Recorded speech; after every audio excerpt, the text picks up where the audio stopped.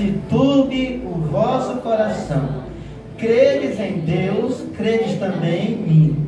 Na casa de meu pai há muitas moradas. Se não fosse assim, eu vos teria dito, pois vou preparar-vos lugar. E se eu for e vos preparar lugar, virei outra vez e vos receberei para mim mesmo, para que onde eu estiver, estejais vós também. Amém? Santo Deus, Pai Celestial, Pai da eternidade, Príncipe da paz. Neste momento, Senhor, nós estamos aqui na Tua presença, Te louvando, Te exaltando, porque o Senhor merece. Louvado seja Deus, porque a Tua misericórdia, Pai, é grande para conosco.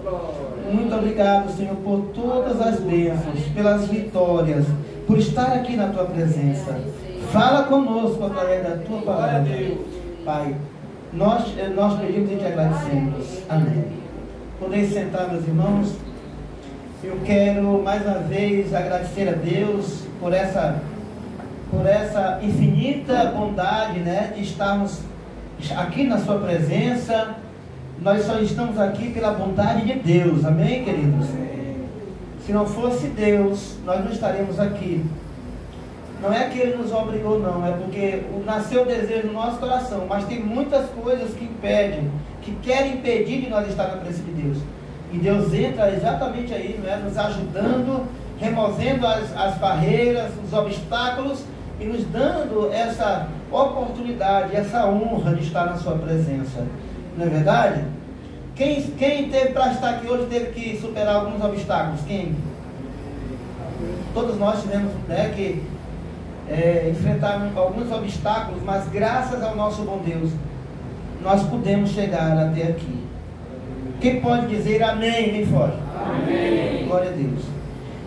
Irmãos, eu quero falar para vocês nesta noite, pregar para vocês, segundo a permissão do Espírito Santo de Deus, sobre alguns assuntos concernentes à vinda de Cristo, concernente ao povo de Deus. Amém? E eu quero começar dizendo para vocês que existem pessoas ensinando por aí que Jesus, Ele virá 2 vezes para buscar a sua igreja, para buscar o povo, né, o seu povo. As pessoas estão ensinando isso aí nos púlpitos e nos seminários, que Jesus, pregando a respeito de 2 vindas de Cristo. Só o problema é que a Bíblia Sagrada, que é a palavra de Deus, ela nos mostra, ela nos revela que Cristo virá para buscar a sua igreja uma só vez. Amém, irmãos? Amém. Ao mesmo tempo em que a vinda de Cristo por esses é dividida em duas fases, porque até um tempo desse eles diziam que eram 2 vindas. Como começou a pegar mal, dizer que Jesus vinha 2 vezes, aí eles tiraram esse negócio de 2 vindas e botaram 2 fases. Mas é a mesma coisa. Porque se a primeira vinda é para buscar Jesus, para buscar o povo de Deus, a igreja, e a segunda vinda é para buscar o povo de Deus. A primeira vinda é para buscar o povo de Deus, a segunda também é para buscar o povo de Deus. Então, são 2 vindas, sim ou não?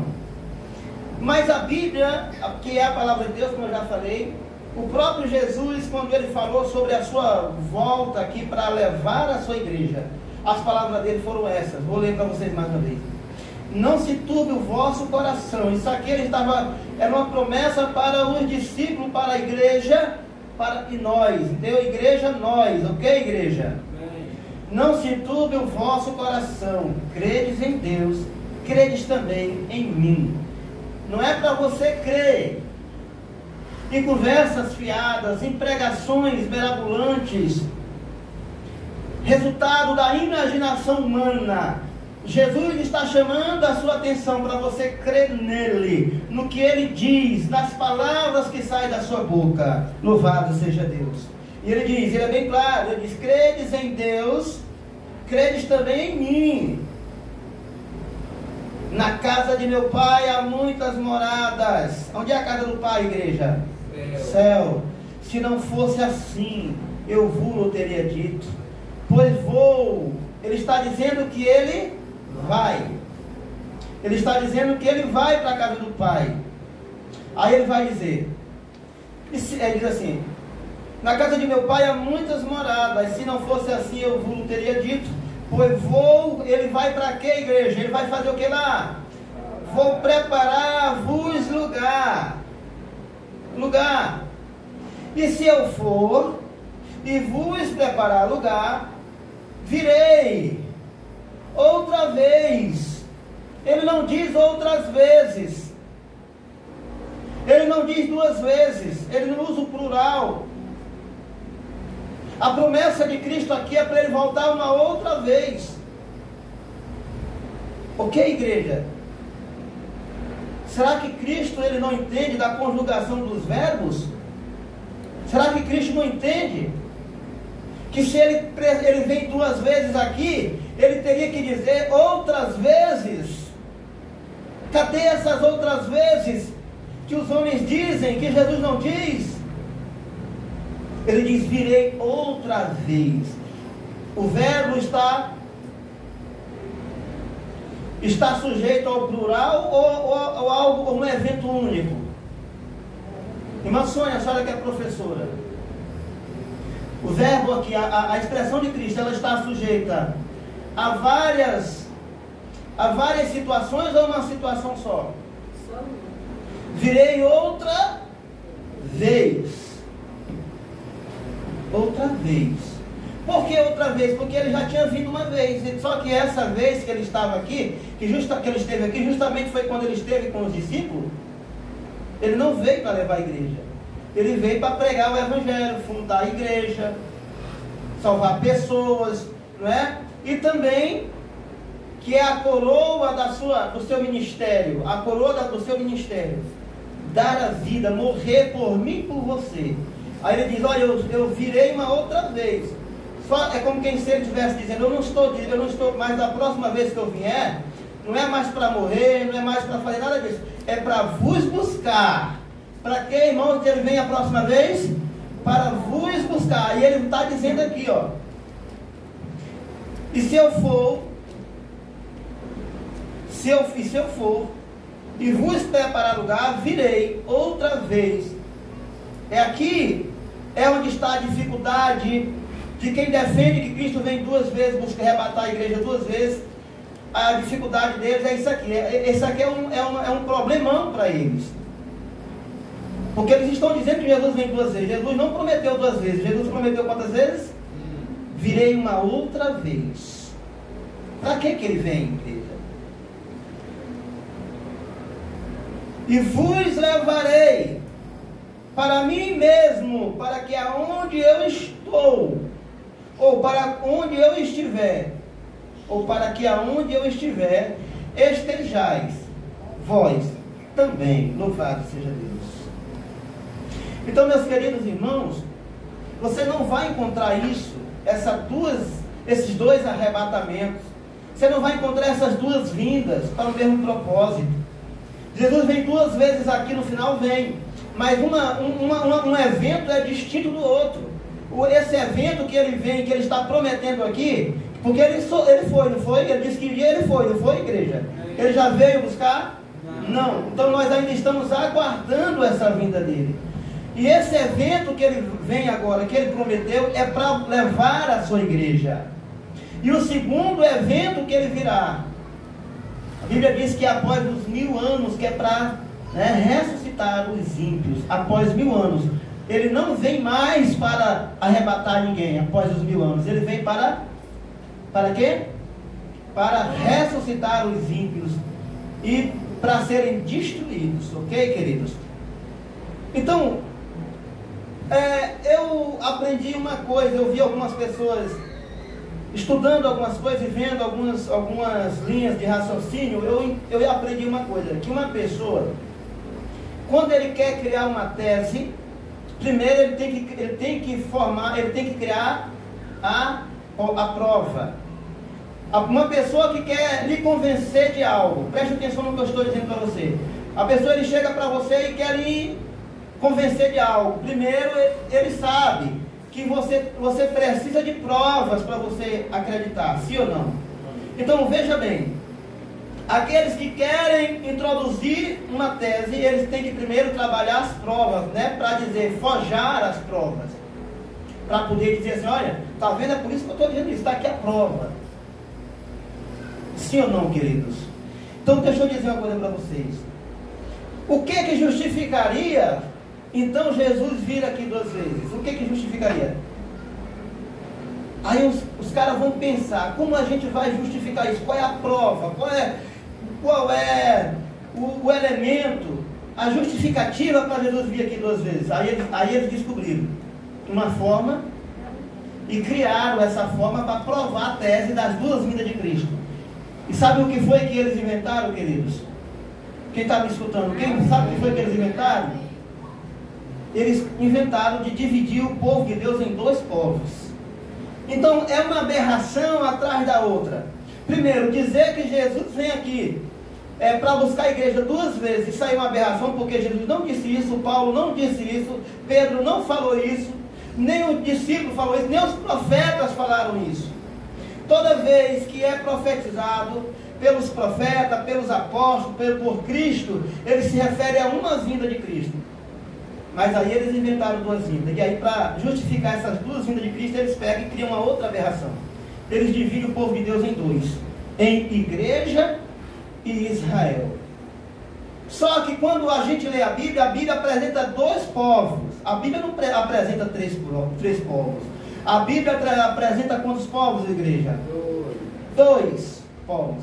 Se você ler no capítulo 25, a partir do versículo 31 de Mateus, lá Jesus está dizendo, falando de 2 povos. Ele diz que quando vier o rei na sua glória, ele vai separar o joio do trigo, ou seja, 2 povos.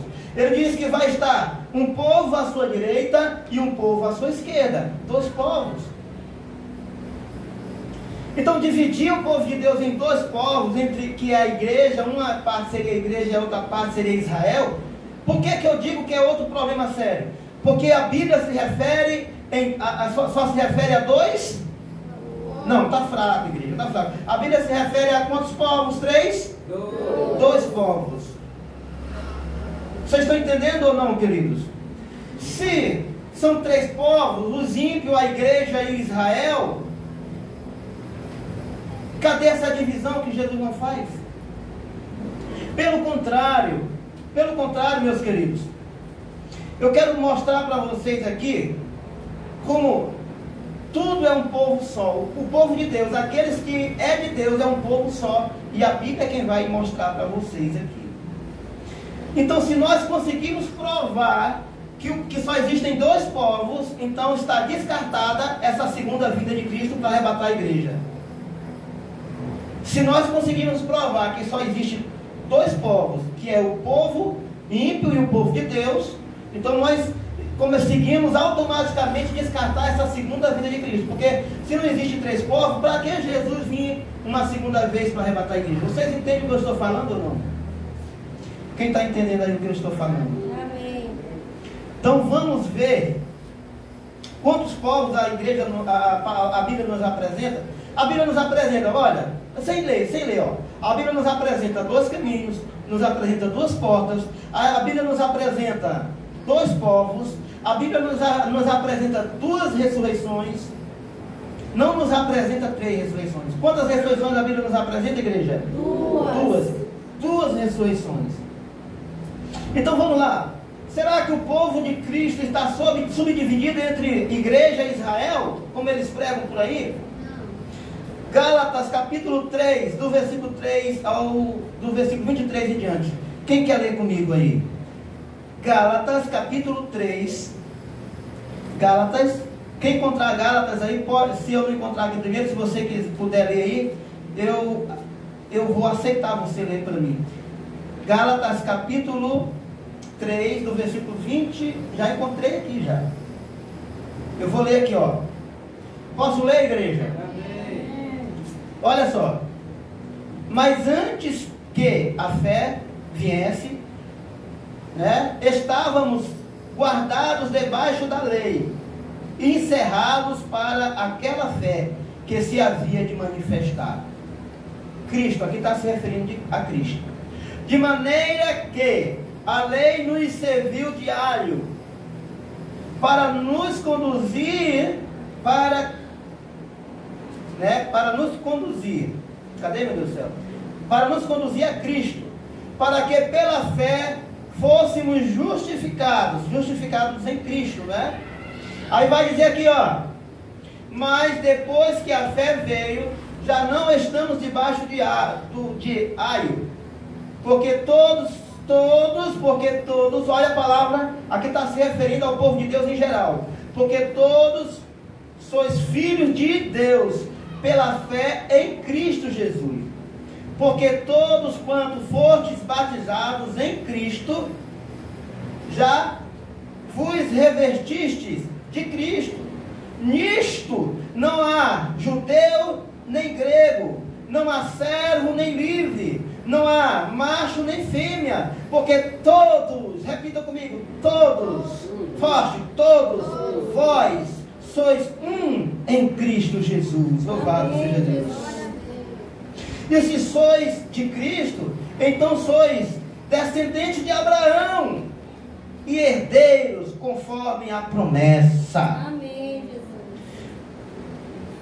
Paulo está dizendo aqui, queridos, que antigamente éramos dois. Nós éramos divididos pela lei. As leis cerimoniais, é por isso que diz lá, o Paulo vai falar parece que é em Efésios 2,15. Ele vai dizer assim, ó, que a lei, ela servia, não estou lembrado se é em Efésios não, mas está lá o texto dizendo que a lei nos dividia, nos separava do povo de Israel. Aquela lei servia para separar a nação de Israel das demais nações. Mas aquela cédula, aquela lei foi rasgada. Também é dito pela palavra de Deus que o véu da separação que separava nós de Deus e do povo de Israel foi rasgado de cima a baixo para fazer dos dois povos um povo só, um homem só, um povo só. Então, queridos, a diferença da lei para Cristo é porque a lei nos dividia em dois povos, era o povo de Israel e o povo ímpio. Só que com Cristo veio para acabar com essa divisão.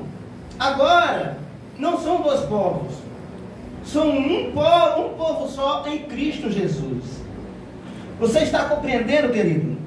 Então, se a Bíblia está dizendo aqui, se Paulo está dizendo que tanto os israelitas como nós, tanto os judeus como nós, que não somos da linhagem de Israel, nós somos unidos em um só, em Cristo Jesus. Então não existe dois povos, não existe dois povos subdivididos. Existe um povo. E quem são esse povo, irmãos? Quem são esse povo? Esse povo são todos aqueles que crê na messianidade de Cristo. Esse povo são todos aqueles que abraçam a fé. Amém, queridos?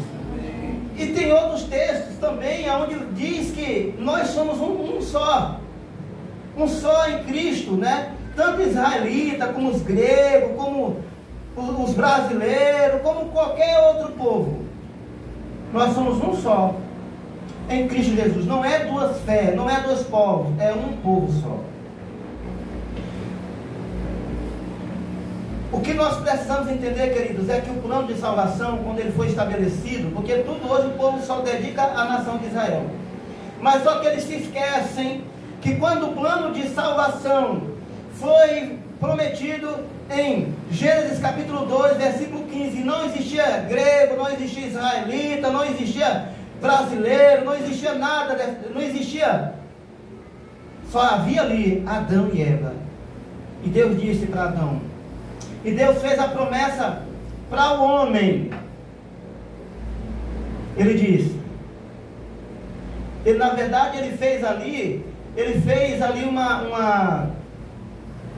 ele fez uma promessa de salvação, ao mesmo tempo que ele deu uma sentença de destruição para Satanás, quando ele diz assim, ó: e porém inimizade entre ti e a mulher, e tu lhe ferirás o calcanhar, e ela te ferirá a cabeça, e ele te ferirá a cabeça. Deus estava tratando do plano de redenção. Naquela época existia judeu? E o plano de redenção não era, de salvação, não era só para uma nação, porque quando Adão e Eva pecou, não foi só uma nação que foi contaminada, não foi só uma nação que foi contaminada.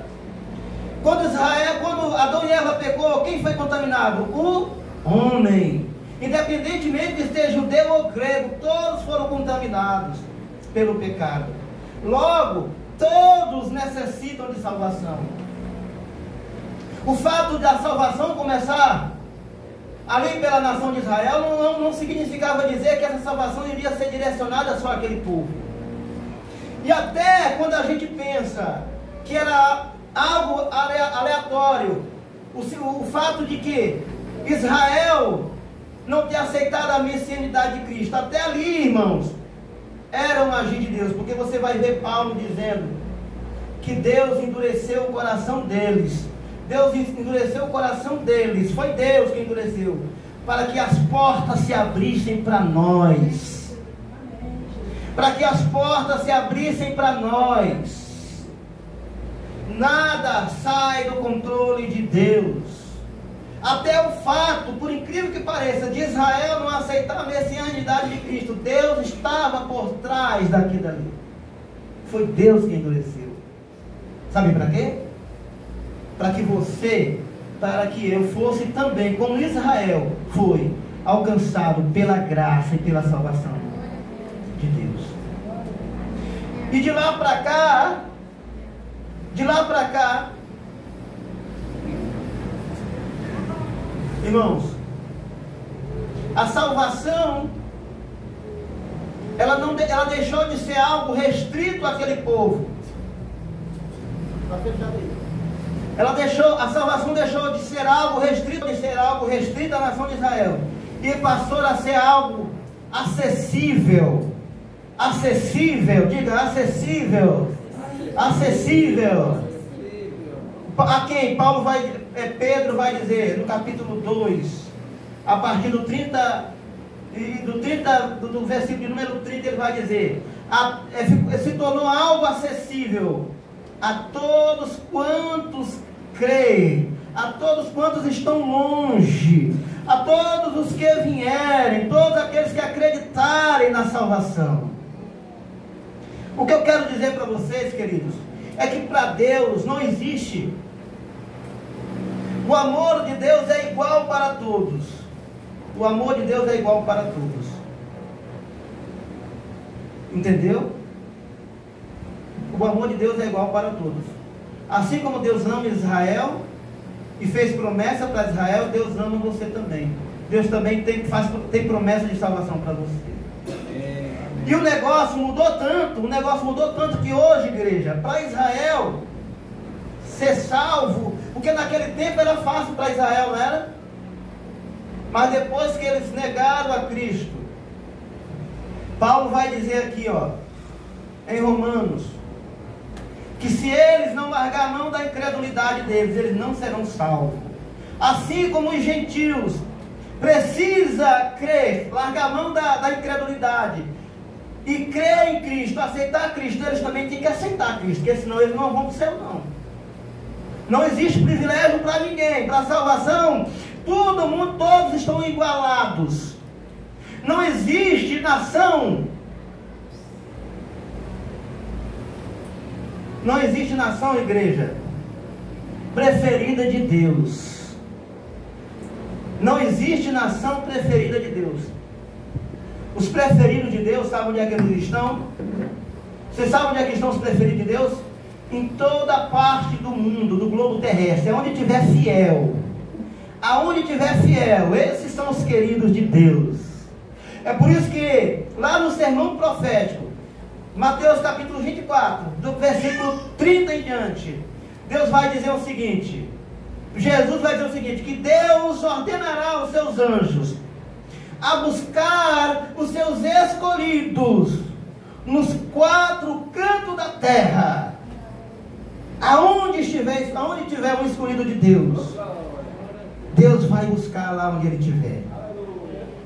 E escolhido de Deus são todos aqueles que aceitam Jesus. Então, meus irmãos, não existe 2 povos eleitos. A Bíblia está provando aqui em Gálatas que todos são um só. Nós somos unificados através de Cristo. O povo de Cristo, eu repito mais uma vez, não está subdividido. Então, se o povo de Cristo é um só, quem está me acompanhando aqui?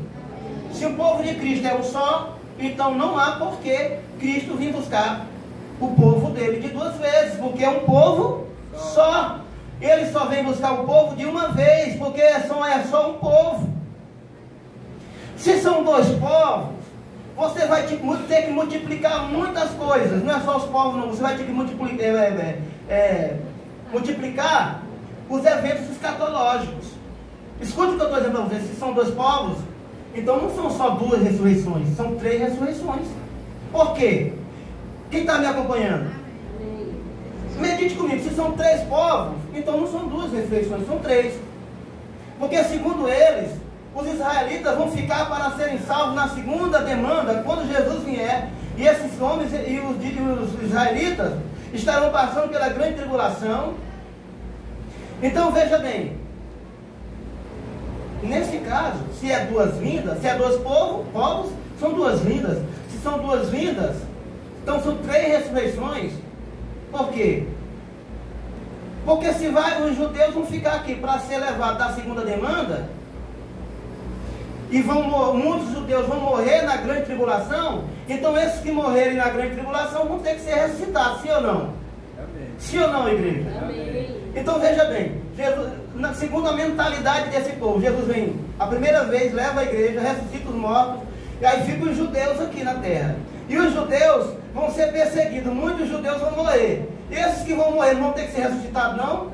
Então nesse caso são quantas ressurreições do justo? 2. Uma ressurreição, que é a primeira ressurreição agora para a vinda de Cristo, e a segunda ressurreição para a grande tribulação. Então nesse caso seria quantas ressurreições? E depois de lá, durante a grande tribulação, segundo eles, os judeus serão perseguidos, muitos serão mortos. Então esses que foram mortos vão ter que ser ressuscitados. Mas você tem que lembrar que já teve uma ressurreição lá na vida de Cristo. Já teve uma ressurreição. Então nesse caso são 2 ressurreições dos justos. E depois mais uma, depois do milênio, que é dos ímpios. Eu não sei se você conseguiu acompanhar o meu raciocínio. Quem conseguiu acompanhar o meu raciocínio? Mas a Bíblia fala de quantas ressurreições? Quantas ressurreições a Bíblia fala? De 3? De 4 de ressurreições? A Bíblia fala de quantas? De 2 ressurreições. Vamos ver se é 2 mesmo? Que às vezes a gente se engana, não é? Às vezes a gente se engana. Vamos ver aqui. É Apocalipse capítulo 20, a partir do versículo 4. Vamos ver se é 3 ressurreições. Se é 2 povos santos, se é 2 povos de Deus, então é quantas ressurreições? Se é 2 povos de Deus, são quantas ressurreições? 2, né? Só dos justos, são 2. Vocês estão conseguindo mesmo acompanhar comigo, queridos?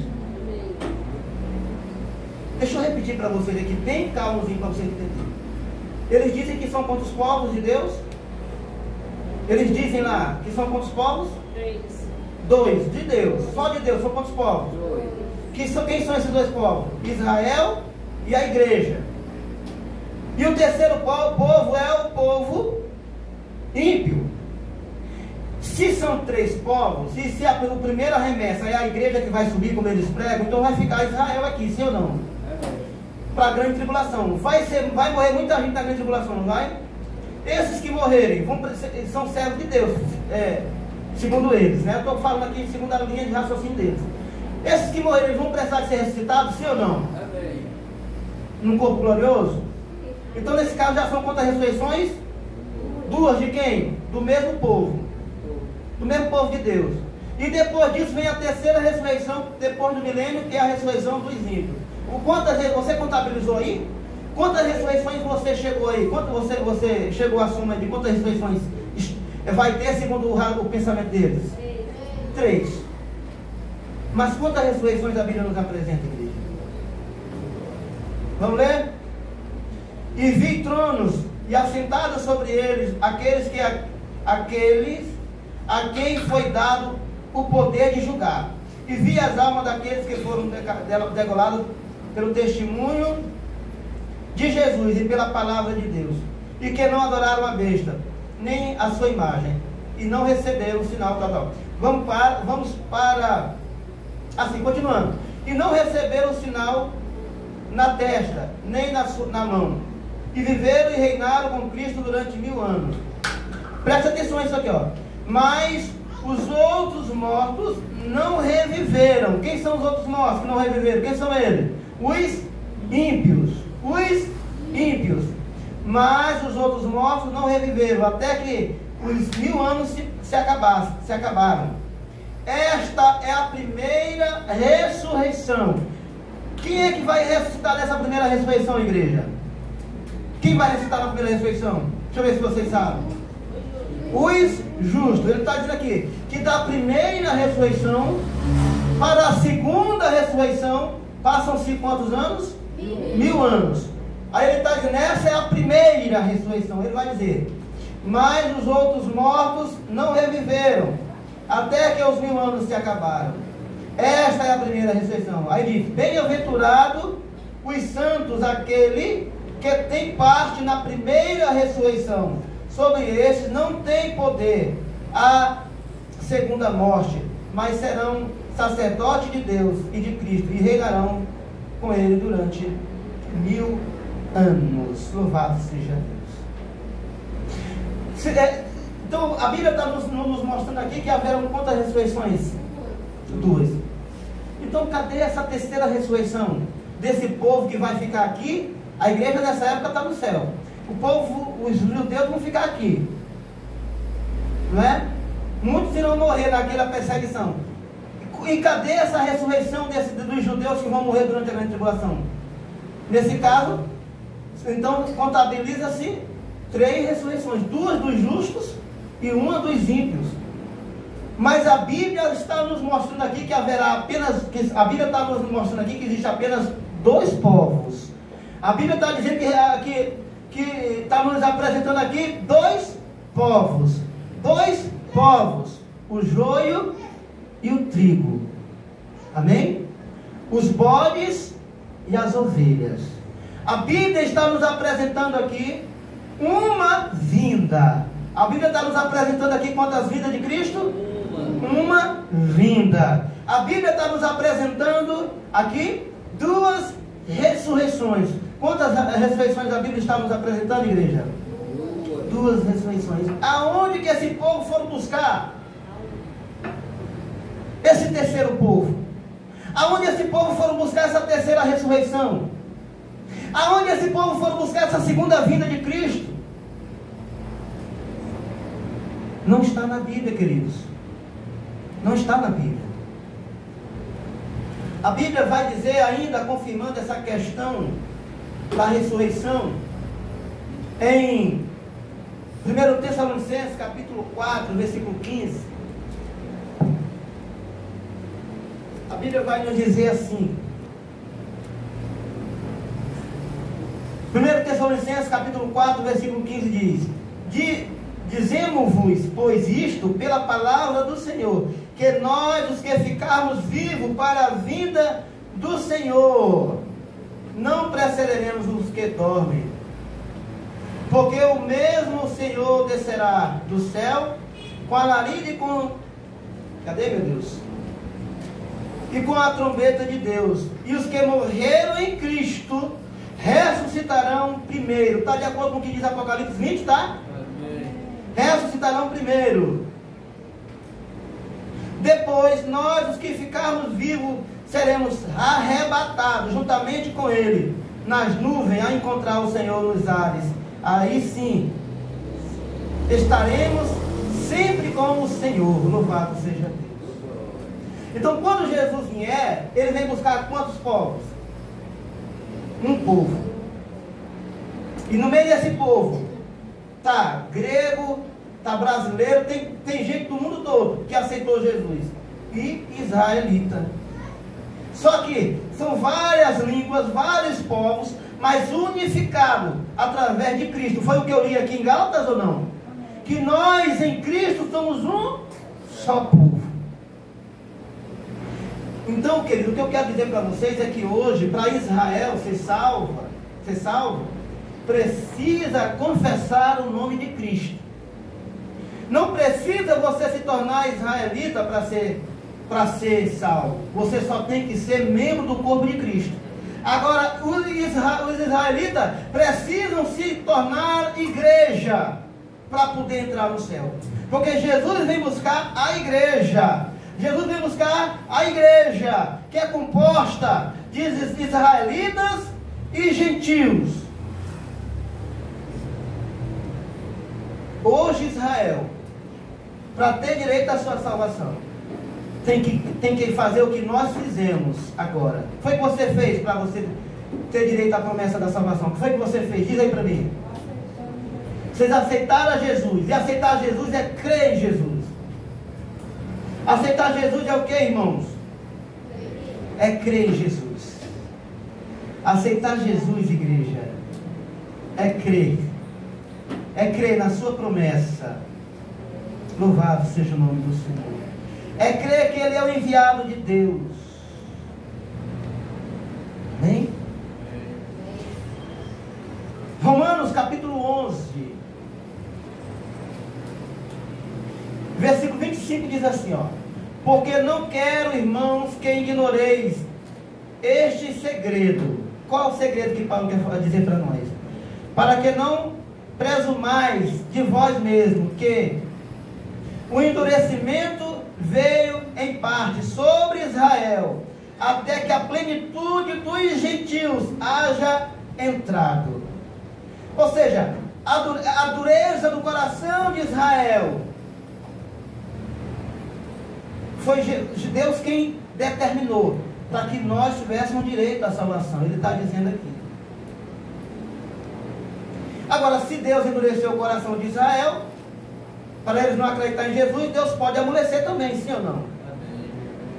E Deus vai trabalhar para isso. Deus vai trabalhar para isso. Mas isso eu quero dizer para vocês, que a salvação só se dá se eles confessarem a Cristo. E quando eles confessarem a Cristo, acabou-se esse negócio de Israel. Eles passam a ser o quê? Passam a ser igreja. E é tanto, queridos. Aí ele diz aqui, ó. Ele diz que endureceu o coração de Israel. Para que ele endureceu o coração de Israel? Por que Deus endureceu o coração de Israel? Quem sabe dizer para mim aí? Para que os gentios tivessem direito à salvação. Então isso, se foi Deus que endureceu, isso significa dizer que Deus vai fazer uma obra aí, sim ou não? Aí ele vai dizer assim, ó: e assim todo Israel será salvo, como está escrito: de Sião virá o libertador, e desviará de Jacó as impiedades. Então está dizendo aqui o quê? Que Deus teve que endurecer o coração de Israel para que a salvação chegasse até nós. Só que Ele tem uma promessa para aquele povo, tem. Mas a promessa, ela consiste em uma coisa. É bom que se diga isso. E está no versículo 23, que vai dizer assim, ó: e também eles, se não permanecerem na incredulidade, serão exaltados, porque poderoso é Deus para os tornar a enxestar. Ou seja, para eles ter direito à salvação, eles têm que deixar a incredulidade. Não tem privilégio não, irmão. Só há um meio de ser salvo, através de Jesus Cristo. Pode ser israelita, pode ser grego, pode ser quem for. Ou aceita Jesus, ou não tem direito à salvação. E quando alguém aceita Jesus, ele se torna o quê? Quando alguém aceita Jesus, se torna o que? Igreja, membro do corpo de Cristo. Se torna igreja. Igreja. Se torna o que, irmão evangelista? Igreja. Israel, para ser salvo, precisa se tornar o que? Igreja. Igreja. E quando eles aceitarem a Jesus, quando eles aceitarem a Jesus, o que é que vai acontecer? Eles vão ser um povo distinto de nós ou vão ser um povo só? Um povo só. Unificados em Cristo. E quando Jesus vier, vem buscar um povo. E quem é esse povo? A igreja, os eleitos, aqueles que confessaram a Jesus, aqueles que confessaram o seu nome. Vocês entenderam até aqui o que eu estou falando a vocês, queridos? Quem entendeu? Diante de tudo isso, eu pergunto: quantas vezes Jesus virá aqui buscar o seu povo? Hã? Quantos povos existem? Quem são esses povos? Ímpios e eleitos. Ímpios e eleitos. Jesus vem buscar um povo agora na vida dele. E depois ele vem buscar um outro povo. Onde é que está isso? Ele diz: e se eu for e vos preparar lugar, voltarei uma outra vez. Ele não diz a palavra uma, mas ele diz outra vez. Se ele tem agendado para essa terra 2 vindas, ele diria: eu virei outras vezes. No sermão profético, no sermão da montanha, no sermão escatológico, ali era o lugar ideal para Jesus deixar bem claro quantas vezes ele vem aqui na terra. Ele falou sobre quantas vezes? Ele falou sobre quantas vezes ele vem aqui. Quantas vezes ele diz lá que ele vem aqui? Uma vez. E olhe que toda a conversa dele ali gira em torno dos acontecimentos finais e da vida dele. Ali seria um lugar adequado. Ele dizia assim: olha, depois que eu subir aqui, eu venho mais uma vez buscar a igreja, e depois eu venho buscar de novo, durante a grande tribulação, eu venho buscar mais um povo aqui que vai ficar para a segunda demanda. Eu venho buscar esse povo que vai ficar para o grande... vai ficar para o milênio, vai ficar para a grande perseguição. Então eu venho buscar esse povo também. Onde é que está isso? Ele disse isso? Não. Então o que eu quero dizer para vocês é o seguinte, irmãos: se os profetas não disseram, se Jesus não disse, se os apóstolos não falaram, eu também não vou falar. Eu também não vou dizer que são 2 povos de Cristo, a igreja e Israel, subdividir o povo de Deus. E nem tão pouco vou dizer aqui para vocês que Jesus vem aqui 2 vezes para arrebatar a igreja. Jesus só vem uma vez. E quem tiver preparado vai subir. E quem não tiver preparado, estará envolvido, vai se ver em uma situação muito difícil. Por isso, irmãos, nós temos que nos preparar. É por isso, igreja, que nós temos que estar todos os dias preparados. Nós não podemos brincar. O que está em jogo é muito precioso. O que está em jogo é a sua vida, a sua salvação. Você não pode brincar com a sua vida. Você não pode brincar de ser crente, porque você não vai ter outra oportunidade. Quando Jesus despontar, quando a Bíblia diz que vai aparecer no céu um sinal, o Filho do Homem vindo nas nuvens com seus anjos, se naquele dia você não estiver preparado para se encontrar com Ele, você estará numa situação, eu estarei também, se eu não estiver preparado, numa situação muito difícil. Então é tempo de nós nos preparar. Não vá nessa conversa de que você vai ter uma outra chance, não. A chance é até a vinda de Cristo. Da vinda de Cristo para lá, o que vai haver é só tormento, ranger de dentes, sofrimento e fogo. E eu pergunto para você nessa noite: você está se preparando para encontrar Jesus nessa vinda dele? Ou você está indo nessa conversa de que ele vem depois para buscar uma outra demanda? E você, não vou nessa demanda não, nem buscar depois. Ontem eu estava... Ontem foi sábado, foi? Foi.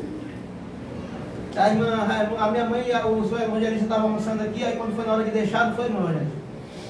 O evangelista disse assim: não, vai deixar a irmã e depois vem me buscar. Eu fui deixar a irmã Raimunda e vim buscar o meu evangelista. Não foi? Eu arrebatei eles de duas. Eu levei eles de duas vezes. Jesus vai ser assim? Vai, irmão evangelista. Quem foi, foi. Israel tem que se arrepender até a vinda de Cristo. Até antes da vinda de Cristo, Israel tem que se arrepender. Porque se Israel não se arrepender, tchau. Israel tem que reconhecer Jesus antes da vinda dele. Porque é muito fácil você buscar Jesus no sofrimento. Quando a gente está sofrendo, a gente busca Jesus. Nós temos que buscar Jesus quando está tudo indo muito bem, obrigado. É agora. É agora. Não espere as coisas ficarem ruins para você buscar Jesus, não. Amém, irmãos? Amém.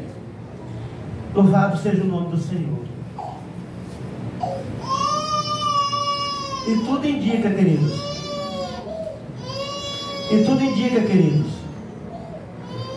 Que nós já estamos caminhando, viu? Nós já estamos caminhando para esse dia. Amém? Que Deus nos abençoe.